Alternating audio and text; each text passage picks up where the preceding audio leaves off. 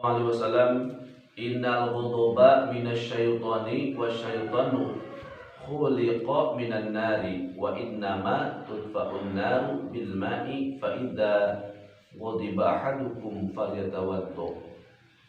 Kata baginda Rasul sallallahu alaihi wasallam, beliau bersabda, innal ghadaba minasyaitan, sesungguhnya ghadab itu artinya marah, jengkel, ya, ngambek, gitu ya.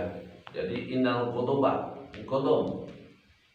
jadi ini maknanya adalah marah. Minasyaitan itu berasal daripada setan. Jadi setiap marah itu berasal dari setan. Ya. Wasyaitanu khuliqa minan nar. Sedangkan setan itu diciptakan oleh Allah daripada api neraka. Wa innama tudfa'un nar bil ma'i. Dan bila mana kamu marah, kata Nabi, fa idza ghadiba ahadukum falyatawaddo, hendaklah dia berwudu. Jadi kalau kita sedang marah, sedang naik pitam, kakek mas mungkin ya, karena manusia itu gak ada yang sempurna. Iya Pak. Ya, kecuali Kanjeng Nabi, beliau itu orang yang paling penyabar. Nah kita mah ada aturan sedikit dilanggar, kadang-kadang sudah bergejolak begitu ya. Kemudian ada hal-hal yang membuat kita kecewa, bergejolak juga hati kita. Maka solusinya itu kalau sedang marah, kata baginda Nabi, ya fa idza ghadiba ahadukum falyatawaddo, hendaklah dia berwudu. Ya.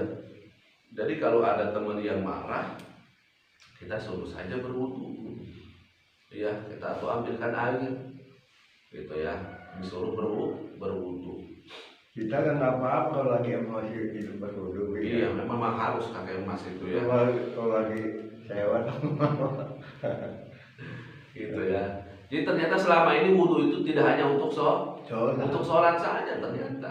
Kalau kita ngaji mah jadi paham, jadi tahu bahwa ya marah juga itu bisa diwudu. Tapi kalau marah sampai serangan jantung meninggal, ya diwudukan semua berarti, karena mau dikubur. Begitu ya. Nah, jadi wudu itu pengingat.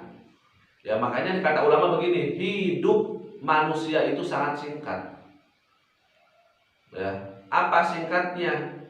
Ya tadi itu kadang hanya sebatas diadamkan dan dikomatkan, udah selesai. Dalam waktunya kayak gitu aja ya mas. Kalau kita mau makan, kita wudu dulu, dibolehin nggak itu?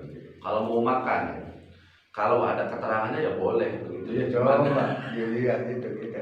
Kalau mau makan kita wudu dulu, baru makan nasi. Nah, memang kalau dalam sunnah itu yang ada hadisnya kakek mas ini, memang disuruhnya cuci tangan saja. Karena cuci tangan pun merupakan salah satu anggota wudu begitu. Jadi ada yang wudunya sempurna, ada yang wudunya sepotong begitu ya. Bahkan cuci tangan itu pahalanya besar. Jangan salah, ini orang tua dulu mah kakek mas ya, kita suka udah cuci tangan belum, katanya gitu, mau makan cuci tangan belum. Ternyata itu ada hadisnya sahih hadisnya. Bukan cenah. Jadi orang tua dulu itu ngajarin kita itu nggak pakai qala Allah wa qala Rasul, tapi isinya itu hadis Nabi semua. Dari kalimat pamali, ya itu tetap pas dibuat, dicari keterangannya ada. Ya ini salah satu bukti bahwa ajaran Islam sejak dulu memang kental banget di kita.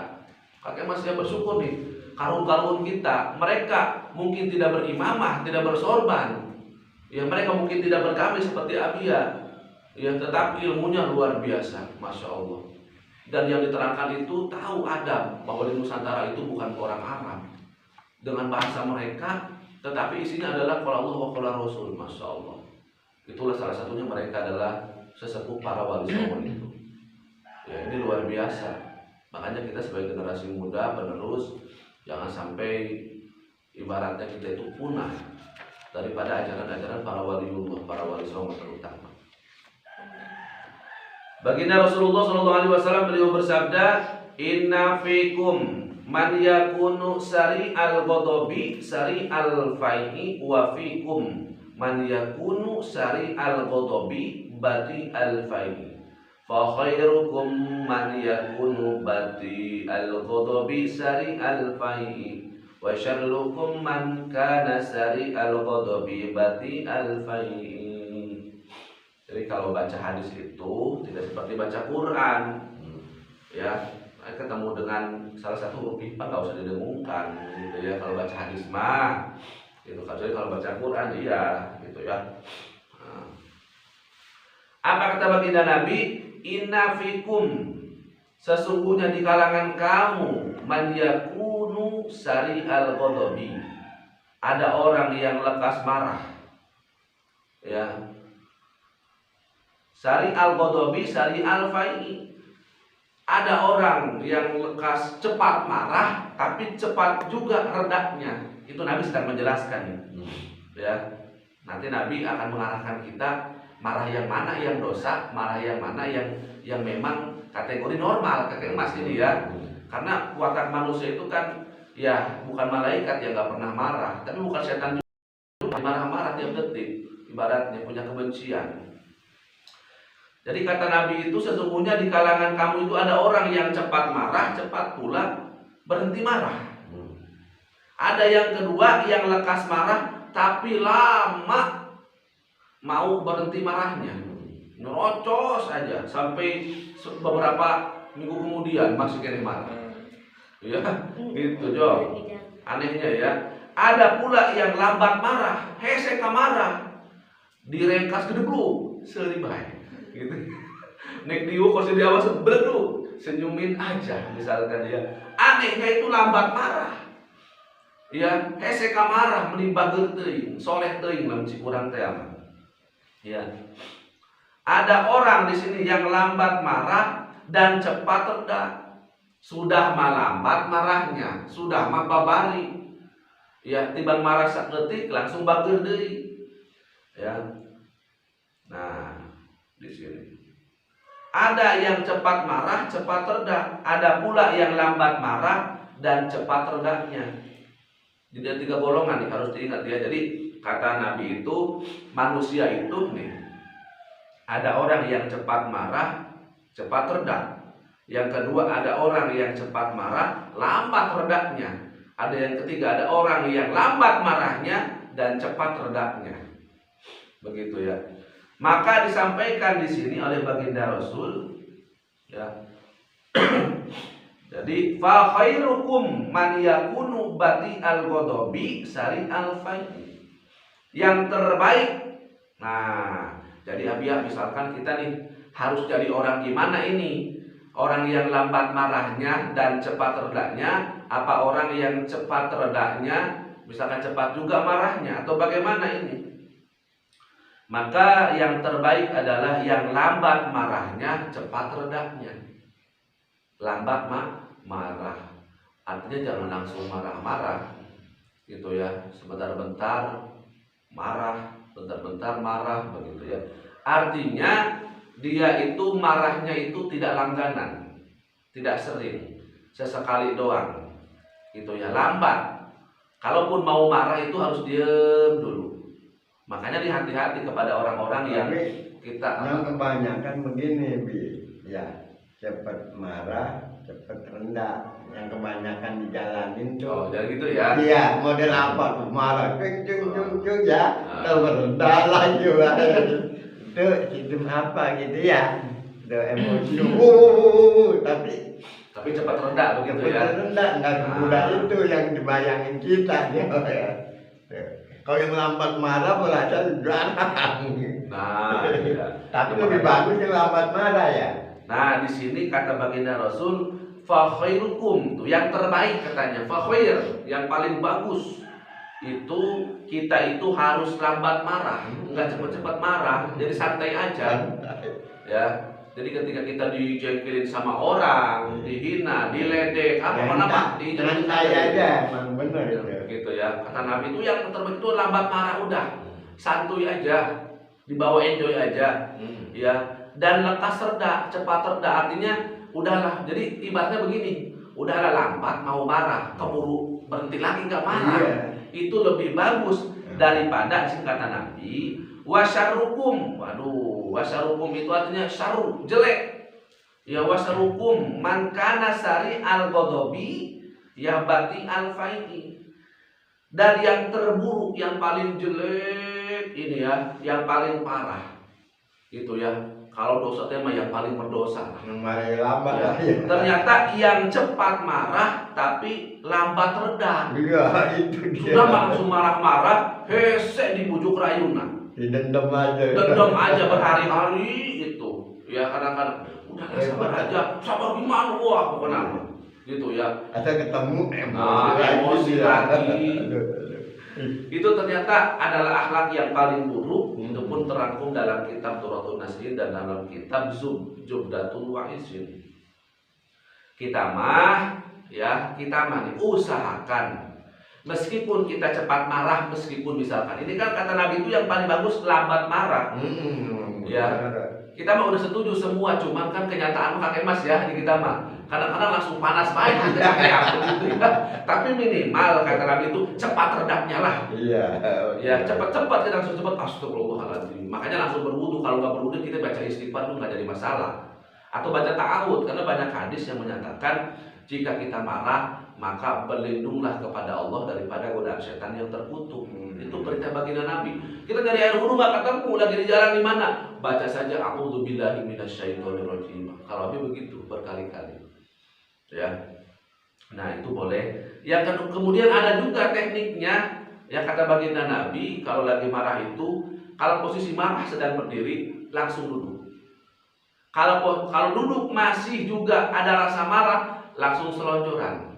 Kalau masih marah juga langsung tiduran terbaring.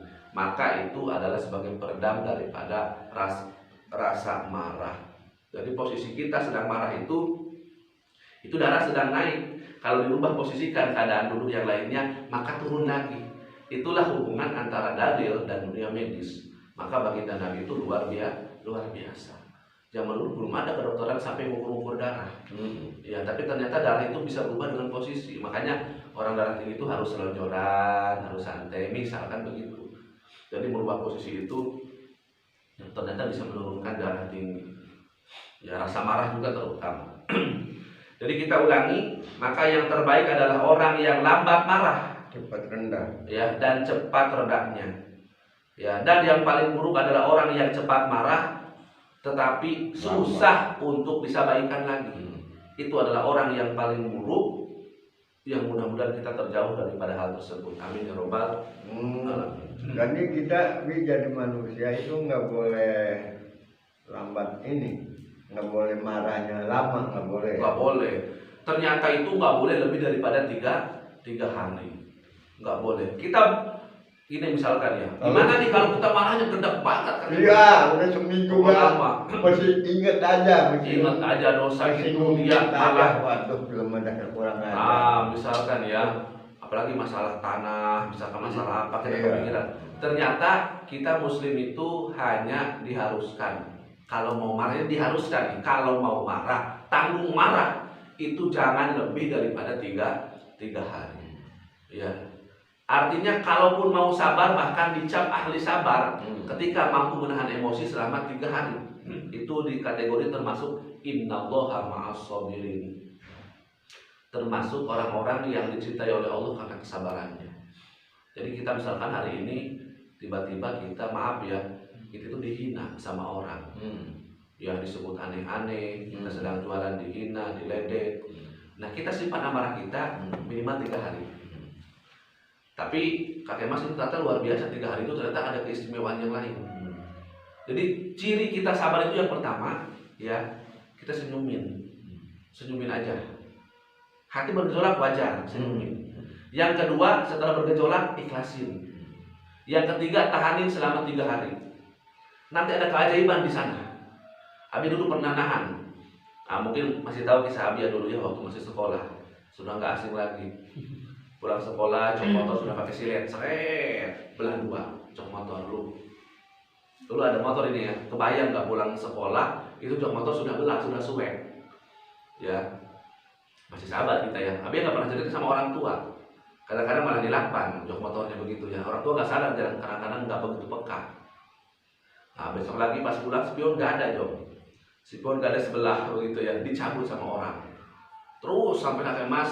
Jadi Abia seperti ini tuh dulu digemblengnya luar biasa sama Allah. Digemblengnya luar biasa. Pas pulang stepnya nggak ada. Pas pulang rantainya pecah kakek Mas. Pas pulang lagi pernah bensin 4 liter disadap semua. Pas pulang lagi itu itu ya luar biasa. Apalagi itu yang nggak ada ya. Pokoknya motornya ada di Ruyuk, dia dibawa ke Ruyuk. Dia motor dan pulang sekolah tuh dari SMP Cihase, masih ingat? Ya di Cihase ada SMP kan dulu itu SMP berapa tuh? SMP 4 apa berapa? Taruh jadi SMP 2 kalau nggak salah ya. Itu selama 3 tahun kakek Mas. Jadi merasakan sekali gitu ya. Jadi kalaupun ingin jadi orang sabar dan ya 3 tahun itu ternyata lumayan lah. Begitu ya. Kalau mau ngadat. Dan apa itu semuanya baru tahu kisahnya itu setelah beberapa tahun kemudian gitu baru cerita. Itu perjuangan gitu ya. Paling ketika ditanya, "Kenapa pulangnya lambat?" Latihan PMR. Memang betul ada latihan PMR.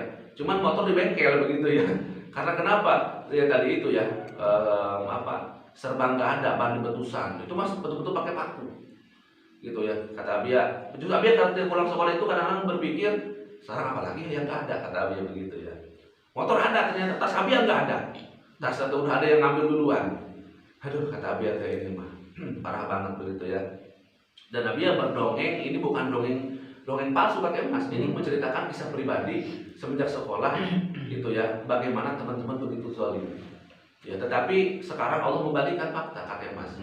Ya, habis cerita juga ke santri bahwa setelah kejadian itu justru kan teman-teman Abia sekarang malah ada yang jaga parkir, jaga ini. Ketemu malah cium tangan, salim. Begitu ya. Jadi kesabaran itu betul, innallaha ma'as-sabirin. Allah akan rangkul orang-orang yang sabar. Kalau Abia berbicara tentang para nabi, tentang ulama, itu menjauh dari. Ya, ini mah real. Orang seperti Abia, orang biasa gitu ya ibaratnya. Ini bukan ria atau bagaimana, ini menceritakan kisah bahwa betul innallaha ma'as-sabirin. Allah itu sayang kepada orang yang sabar. Sayang itu mungkin nggak saat itu. Nggak saat itu kita dijaga, enggak. Kok Allah itu dilihat buktinya dia mau sabar enggak. Karena sekarang berapa tahun kemudian Allah membuktikan kasih sayangnya kepada kita dengan memberikan banyak hal yang istimewa. Maka kami pesan kepada para santri, jangan mau dibalas pada saat itu. Ya, Allah akan membalas dengan waktu yang paling baik. Allah akan membalas dengan waktu yang paling istimewa. Bukan kita yang atur waktu, Allah yang tahu mana waktu terbaik untuk kita mendapatkan keistimewaan. Sampai SMA kakek Mas, ini pernah direjam gitu ya, dibawa ke kantin gara-gara apa? Gara-gara hanya satu-satunya di kelas yang tidak merokok. Wah itu sampai berapa bungkus ditawarin. Oh sana sih aku tuh ngerokok baik. Tapi biasa aja ya, tapi saya belum. Begitu. Ya gitu ya. Ini sampai begitu kan Mas dipaksa. Kenapa? Karena kata Umi kata apa? Jangan dulu merokok. Andai kata dulu membolehkan ya mungkin sekarang udah jadi perokok. Karena tabiat-tabiat dulu itu ya mungkin selain daripada takut juga pembaktian kepada orang tua. Gitu ya. Kata orang tua ulah ulin atau ulin. Makanya Abi jarang main, jarang kenal dengan para pemuda. Dulu amanahnya begitu. Ya mungkin kalau kenal, ya bukan seujun mungkin ya. Zaman sekarang kalau pergaulan salah ya kakek Mas ya, itu sudah bahaya, susah untuk kembali kepada netral lagi. Kadang-kadang sudah terbawa arus, di gitaran, waktu maghrib main gablek kene, begitu ya, dan banyak hal yang lain. Gitu ya. Untuk santri, oh ya, nah ya, sabar ya. Nggak apa-apa sama orang sebut kok kamu diam aja. Bilang aja, saya mau jadi orang sabar, udah selesai. Ya, biar sayang sama Allah. Kalau Allah sudah sayang, kayak orang tua saja. Kalau orang tua sudah sayang, apa yang kita minta bakal diberikan. Allah pun begitu. Kita jangan sampai begini, taat enggak sama Allah. Ketika kita minta pengen dipaksa diijabah. Nah, kita aja enggak taat sama Allah. Ya, kita siapa gitu kan, kita malu sama Allah nanti. Dan baginda Rasul di sini menyampaikan iyyakum wal hasada fa innal hasada yaqulul hasanati kama taqulan narul hatoba wal usba. Ya. Kata Nabi iyyakum wal hasada. Ya, iyyakum. Iyyakum itu dari kalimat jauhi, hindari, tinggalkan. Wal hasada sifat dengki, iri. Gitu ya. Kabatutnya sirik baik, cemburu di urang mah orang Sunda nyebutnya sirik. Ya, kalau Indonesianya mungkin cemburu. Iri. Kalau sirik bahasa Arab ya iri. kalau syirik bahasa Arab namanya musyrik, menduakan Allah, kayak ngepet itu syirik. Jadi bahasa Sunda dan bahasa Arab jangan sampai ini ya, itu beda makna. Jadi kata Nabi itu hindari olehmu sifat. Ya, ini bukan karakter lagi, udah sifat. Sifat karakter berbeda. Kalau karakter lebih ke arah perbuatan. Kalau sifat itu adalah sesuatu yang nempel dalam diri kita. Meskipun belum terlaksanakan tapi ada rasa. Jadi orang kabatutnya ulah cemburuan, ulah iri. Ningali batur, dia bajunya bagus. Saya tahu yang menang. Baru ngiri, kredit misalkan. Kalau ngiri pengen nyium batur kemana gitu? Pengen apa? Batur. Bobok tenaga. Iya bogor. Aduh. Ini nyumbat mah tuh, kata mah jorok teuing. Aduh. Kalau nyium anak boleh, nyium istri boleh, tapi jangan istri orang ya Mas. Nanti bisa jadi bebek makanya begitu. Sipol begitu ya. Nah, jadi kata Nabi itu iyyakum wal hasada. Jangan engkau iri dengki, ya, ulah cemburuan kabatur, ulah timuruan bae ibaratna, ulah iri bae, ulah sirik bae kabatur, hatena ikhlaskeun bae, batur gaduh naonkeun bae eta mah meureun rezeki batur. Ya ini mah batur aya urang kudu sarua. Kudu bae, mah batur kitu make eta gitu nya. Ojo ge oyong misalkan, eta iri teu meunang kata Nabi jauhi. Kenapa alasannya? Fa innal hasada yaqulul hasanati. Karena anu model kitu mah iri dengki, cemburu kabatur hayang sarua bae, ibaratna kitu hanggu turut mundi nurutan batur bae. Itu dapat menghancurkan kebaikan-kebaikan. Pahala kita hilang. Sing hade awas. Ya. Orang mah HP yang bagus pun boga HP. Boga HP menek mondok di dieu misalkan itu contoh ieu mah. Sudah itu masa kakak buka HP. Ini kalau begini ini enggak bi. Sekarang dia megang duit banyak, nanti kami aduh kami kayak dia itu punya duit banyak. Itu istrinya ngirit enggak itu? Nah, ternyata ada dengki yang boleh. Tidak semua dengki itu dosa. Iya. Ya. Kalau kita misalkan tadi Abia, misalkan Amin ya punya uang banyak, misalkan katakan Mas, aduh pengen seperti Abia, iya, betul. Dan pengen dermawan. Ya kalau ada uang pengen misalkan beli Quran, beli pakaian anak yatim, maka itu dengki atau iri yang sangat disunahkan. Jadi kita niat kepada orang tapi untuk manfaat kepada umat, itu boleh. Tapi kalau sebatas misalkan pengen uang banyak aja, pengen murah-murah, misalkan begitu ya, pengen memperkaya diri atau bagaimana, nah usahakan itu tidak boleh. Tapi kalau untuk maslahat kata Nabi, yang pertama kalian boleh iri, boleh dengki sama orang yang tiap malam membaca Al-Quran. Ini orang ini kata Nabi, kata kita misalkan tiap malam baca Quran terus, lah saya nggak mau kalah nih sama orang ini. Kata Nabi itu iri yang disunahkan. Aku suka seperti itu. Ya seolah-olah begitulah kata baginda Nabi. Yang kedua itu yang dermawan. Ini orang ini ya tiap waktu, tiap minggu itu misalkan santunan aja, kita wajib diri kata Nabi. Kenapa alasannya? Karena maslahat yang tadi. Selama itu untuk kepentingan umat, kita harus iri. Tuh di ujung sana ada orang tuh ahli dermawan, ujung sana ada orang yang bangun masjid. Kita bertanya, kapan saya ya Allah, saya sirik, saya dengki sama orang yang bangun masjid. Kenapa? Saya juga pengen bangun masjid. Berikan saya rezeki ya Allah. Itu boleh. Saya pengen membantu. Nah, pengen membantu. Tapi selain daripada yang itu, setahu Abia, kita ya untuk hal-hal yang pribadi sepertinya belum boleh dan belum ada dalilnya diperbolehkan begitu. Makanya kita seperti ini misalkan, itu bentarnya duit di mananya, jangan-jangan. Nah, itu yang nggak boleh. Ya, itu orang gaya amat gitu ya. Kita mau udah mencoba. Usahanya apa tuh itu? Mobilnya beli mulu, motornya beli mulu, kan nggak usaha dilihatnya mah. Itu banyak orang gitu. Padahal kan tidak merugikan mereka. Makanya ini yang disebutkan Nabi itu, apa yang kata Nabi itu disebutnya dengan wal hasada fa innal hasada yaqulul hasanati, malah kebaikan. Karena dia rugi enggak ibaratnya ya. Syukur-syukur harusnya mendoakan gitu ya, biar hartanya barokah. Harusnya begitu kalau sama muslim, karena kata Nabi, al muslimu akhul muslim. Sesama muslim itu bersaudara. Yang namanya saudara kan bukan saling menjatuhkan, tapi saling mendukung, itu saudara. Ya, artinya saling karunyaan. Begitu ya, syukur alhamdulillah ya keluarginya di pasien milik di Cina Gusti Allah anu sae, mudah-mudahan sing manfaat maslahat kangge umat. Kapan gitu yang namanya saudara mah.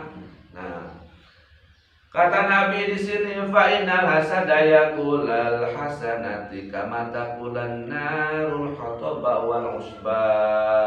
Jadi dengki, iri, dengki, cemburu, sirik, kabatu eta teh membakar kebaikan, menghanguskan kebaikan-kebaikan, pahala-pahala sebagaimana api melahap kayu bakar dan rumput. Perepet langsung. Boy.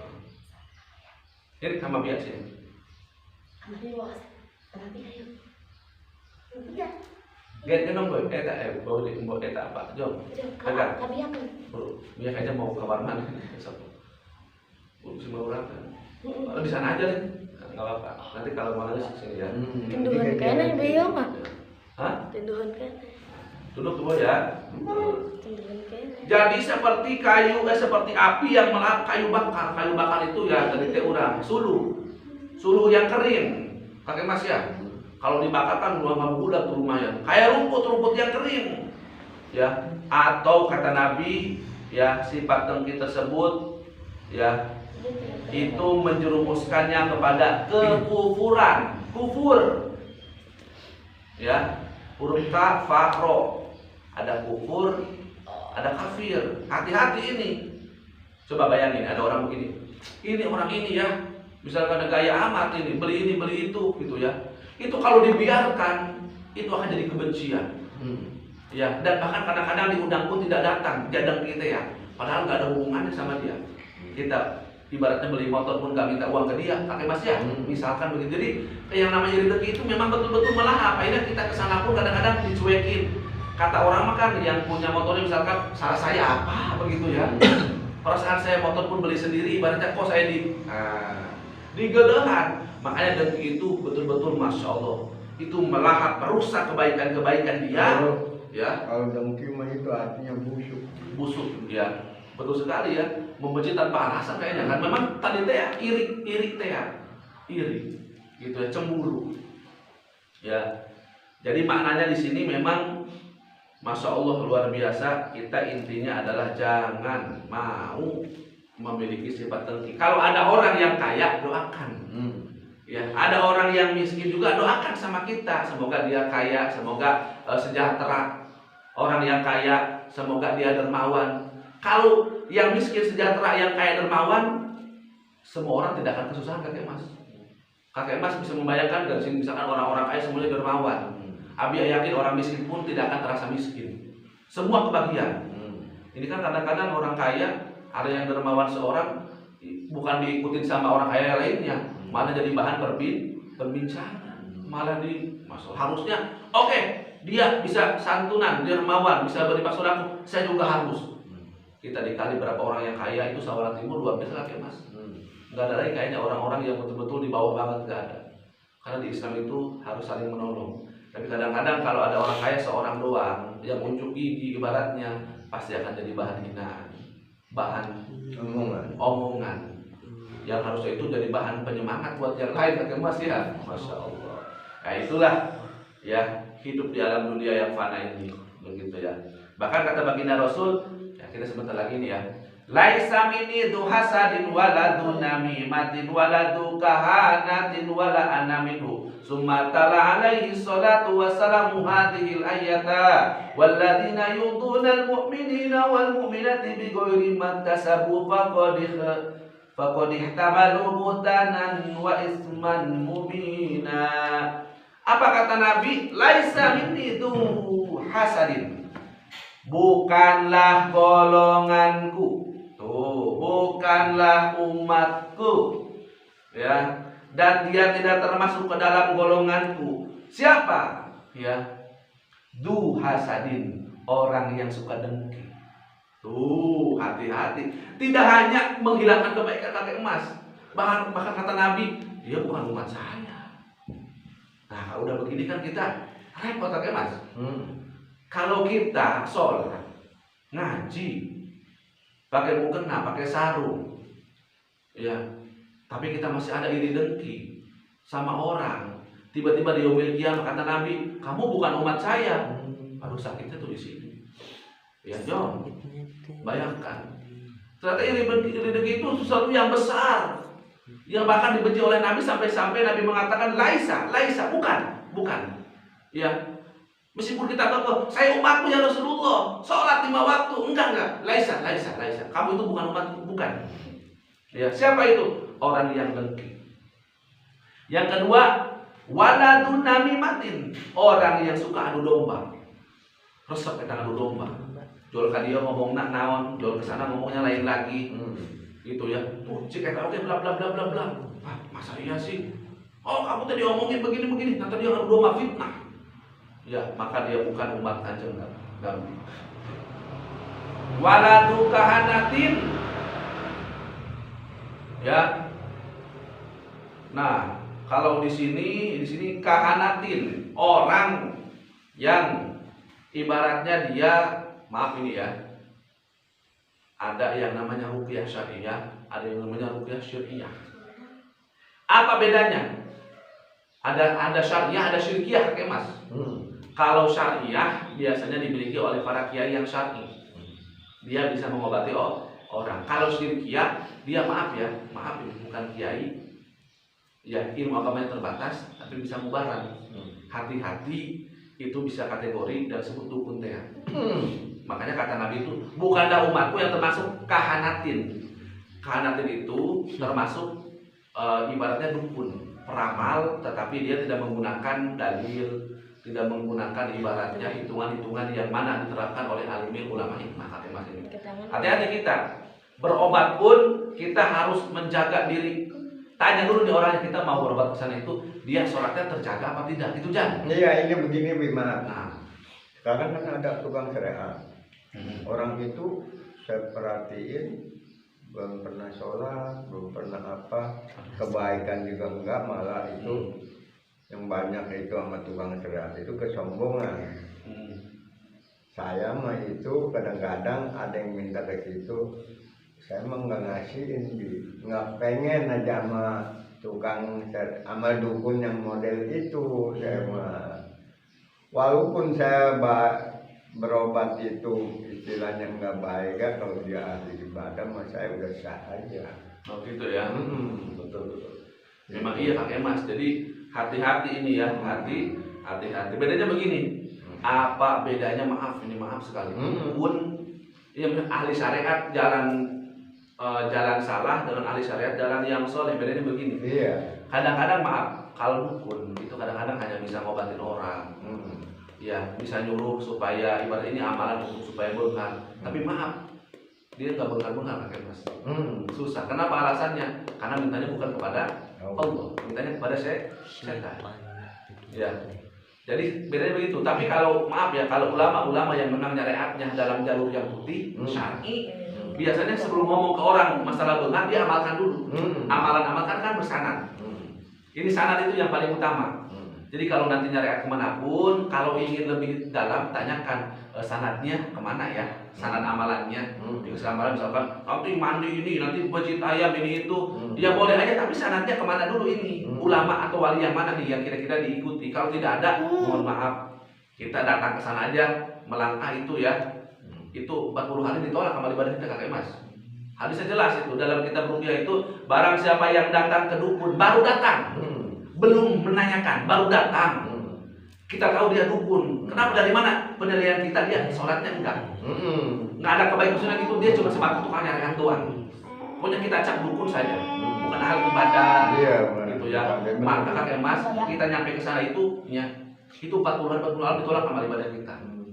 Dan kata Nabi, barang siapa yang mempercayai ucapannya, ya, diikuti apa yang diperintahkannya, maka dia telah kufur terhadap apa yang aku bawa, kata Nabi. Hadis riwayat Imam Tirmizi. Maka ini penting. Itulah alasannya habis bukan ruqyah, biar orang-orang itu nggak salah jalan. Kalau mau datang ke sini, ya bukan untuk apa-apa.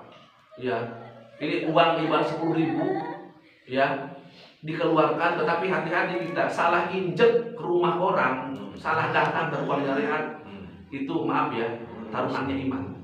Taruhannya iman. 40 malam siapa yang mau kita ngaji ngedak sholat ternyata dihambat lalu ditolak amal ibadah kita. Nauzubillah min dzalik. Ini para santri hati-hati. Kita nyariat kemanapun boleh ikhtiar ini, cuman ada rambu-rambu yang tidak boleh dilanggar. Iya. Ya Masya Allah kakek emas. Saya Ini kemarin. banyak kakek emas yang terjebak begitu. Banyak emang. Merasa aman, ternyata dia imannya sekarang udah mungkin dalam. Abi membayangkan begini, kalau 40 hari 40 malam ditolak amal ibadahnya, kita kalau meninggal sebelum 40 hari itu gimana nasib kita? Nah itu yang saya pikirin kan itu. Ya Allah. Jadi sekarang terbuka jawabannya ya. Banyak mungkin doa-doa kita yang tidak diijabah karena masih kategori 40 malam tersebut. Doakan ibadah tertolak semua. Saya aja kalau mau mati begini ya, kalau udah habis sholat mah begitu mau mati gak senang, saya ikhlas. Saya punya pikiran begitu terus. Alhamdulillah. Maka sholat maaf bi ampura nggak dilambat-lambatin sama saya. Mau sholat apa ya?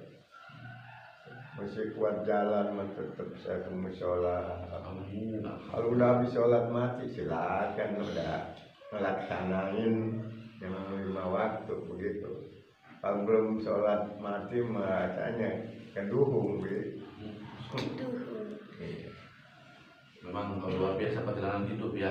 Kalau hitung pengalaman mah ini di antara kita mah di masternya kakek emas. Ibarat pengalaman hidup karena jauh lebih sepuh dan lebih tahu ya kakek emas ya tentang orang-orang tertentu, gambaran-gambarannya, ciri-cirinya, dan mungkin kakek emas akan lebih berhati-hati ya kemana nanti akan mengarah. Apalagi maaf sudah sepuh ini kan ya mungkin ibaratnya kita ya udah ada kepasrahan kepada Allah. Beda dengan yang muda-muda kakek emas ya.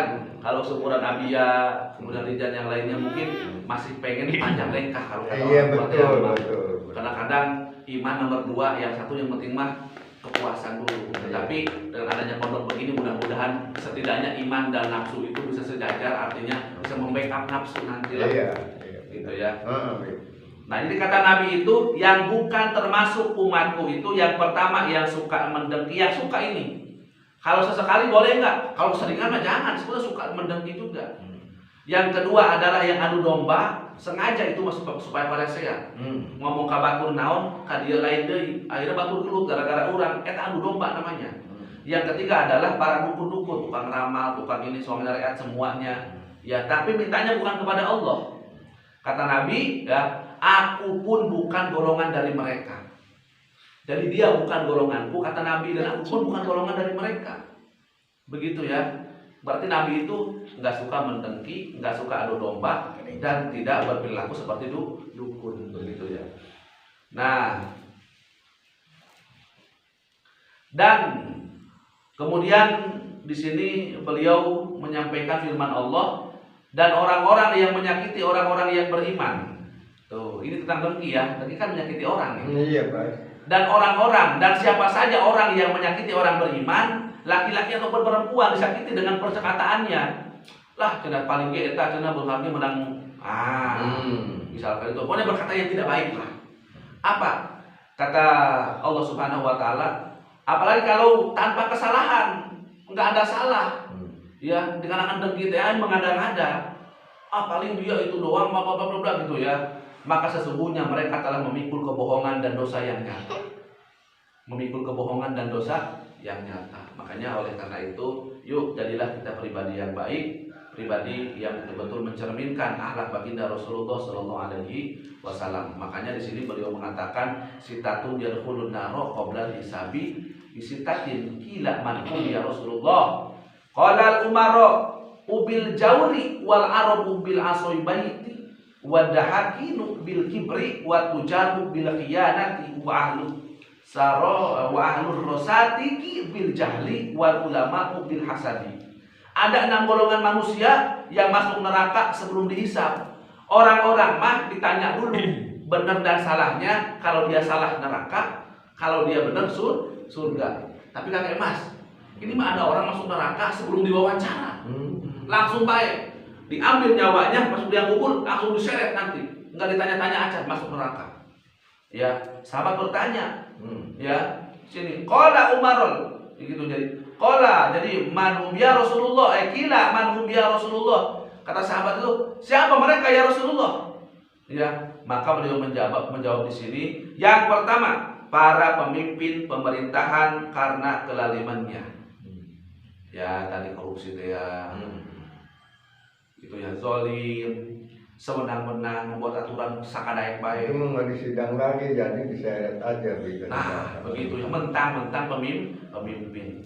Itu orang yang nggak bakal ditanya-tanya acan. Iya, nggak boleh. Wafat, langsung dia dicap ahli neraka. Ya.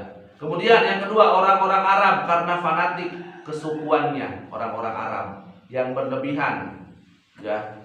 Kemudian kepala daerah karena kesombongannya, banyak di sini kepala daerah mungkin. Mungkin ya. Ya, kesombongannya kadang-kadang lebih banyak gaya daripada sedekahnya, misalkan. Iya, betul. Kemudian para pemimpin daerah mungkin lebih, kadang-kadang kan pulau di mana-mana misalkan. Ya, tetapi orang miskin di sekitarnya itu terabaikan. Ya, itu kan tugas pemimpin kan sebetulnya ya, karena kan merangkul ibaratnya. Kalau kita makan orang biasa ya sebatas kemampuannya, kalau pemimpin kan lebih tanggung jawab. Iya. Memimpin masyarakat ibaratnya begitu. Kemudian para pedagang karena tidak jujur. Ya, misalkan tadi yang dimaksud juga ini mood lo ini ya. Jadi jujur aja kalau misalkan, tapi alhamdulillah sejauh ini mah banyak yang jujur gitu ya. Cuman khawatir ini yang jualan itu tidak jujur, kadang-kadang membawa nama Allah, demi Allah modal lagi sakit itu, padahal enggak begitu. Ya, yang ngalamat ini kur goceng misalkan, orang mah 100.000 ngalamat itu. Iya benar. Ya. Itu emang daging lalap itu. Kadang-kadang ya bersumpah, bahkan ada yang sering bersumpah atas nama Allah. Jangan bawa demi Allah pemali ya, Bi. Nah, pamali kalau kita bahasa itu nggak boleh. Begitu iya gitunya. Patut percaya syukur, jadi gara-gara pengen kebeli jadi kalau kata ulama mah nggak dapat aja. Jangan demi gitu. Allah beliannya belum dapat padahal udah untung. Nih kakek Mas Abi pernah ketemu sama orang Baduy. Iya. Orang Baduy ini dia jualan duren. Iya. Harga satu durennya maaf ya 50.000 misalkan. Iya. Abi rahasia kan untuk harga ininya. Dari awal itu udah sepakat dengan suku Baduynya gitu ya, dengan keluarganya ini 50.000 harganya. Itu ditawar sama orang 40, 45 nggak diberi. Kenapa alasannya? Kata dia begini, rizkinya itu 50.000. Mungkin bukan rezeki dia, ambil duren saya.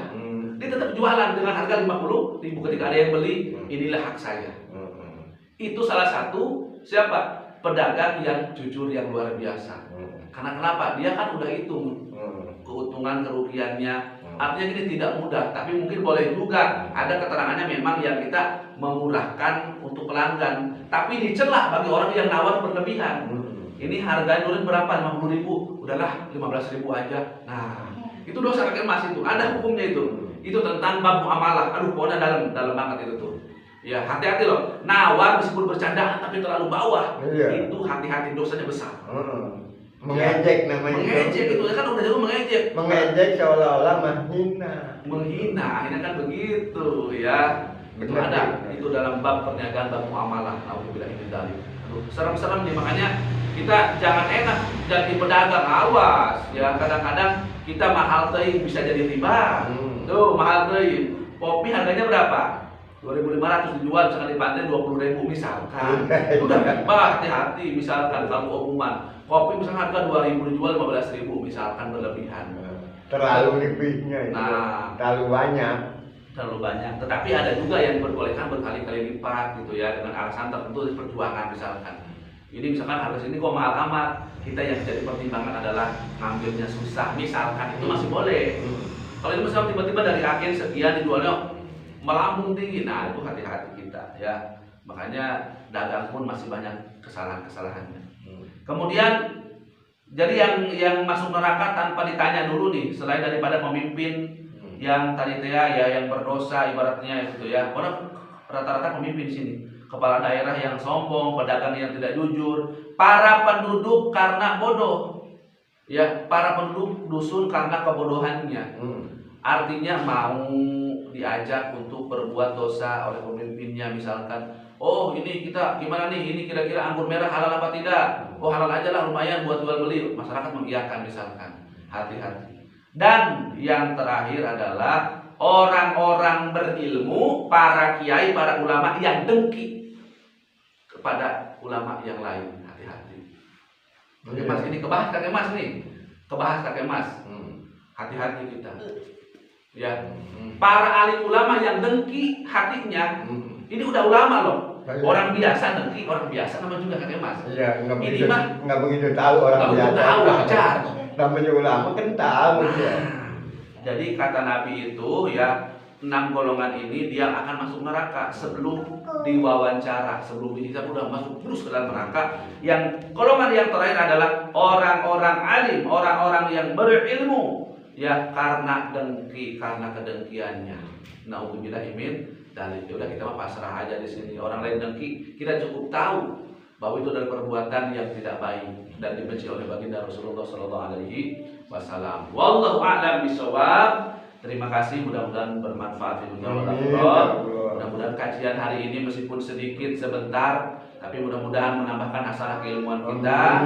Mudah-mudahan setiap nafas kita pada kesempatan ini diganjar oleh Allah dengan jihad fisabilillah. Barakallahu fikum. Subhanaka Allahumma bihamdika asyhadu an la ilaha illa anta astaghfiruka wa atubu ilaik. Untuk maqalah wa qul inna syiratal mustaqim. Assalamualaikum warahmatullahi wabarakatuh.